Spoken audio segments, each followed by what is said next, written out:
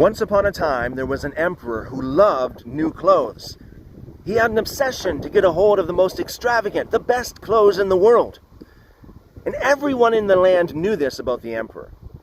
There was a couple guys who thought that they would take advantage of this and pull off a scam, deceive the people, especially the emperor. So they started a rumor that they were the best weavers in the world, and that they made a very special kind of clothing that was invisible to those who were not fit for their jobs and for those who were fools. If you were a fool, you couldn't see these clothes. And so rumor got around to the emperor, and the emperor thought, hey, bring these two guys in to me. I can make use of this kind of product. That way I know who's fit for the job and who's not. I can fire the people who are not worthy of their jobs, and I can pick out the fools too. So the two men came in and they said to the emperor, oh yeah, well, we'd be pleased. It'd be our pleasure to make clothes for you. These kind of clothes for you. Just give us the best material. Give us gold thread and precious jewels and all these precious things to make clothes. And so the emperor did, and they just pocketed these things. They just pocketed the gold and the precious jewels and such, and they pretended to make clothes, but they were not making anything.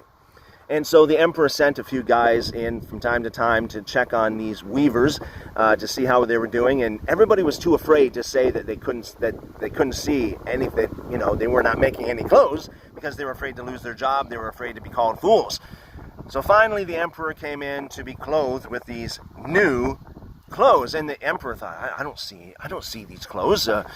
What's wrong with me? Maybe I'm not fit for my job. Maybe I'm a fool. So he was afraid to say anything.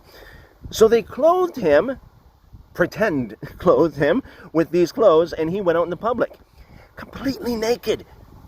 There was not a stitch of clothes on him. Of course, in the end, he was very ashamed. And so there's a moral behind the story. Those two men are like pastors and evangelists today. The emperor's new clothes that were just pretend clothes, they weren't even real.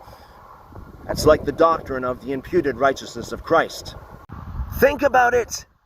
Revelation chapters 2 and 3, it is very clear. Messages to the churches, to the believers, to those who are quote-unquote saved.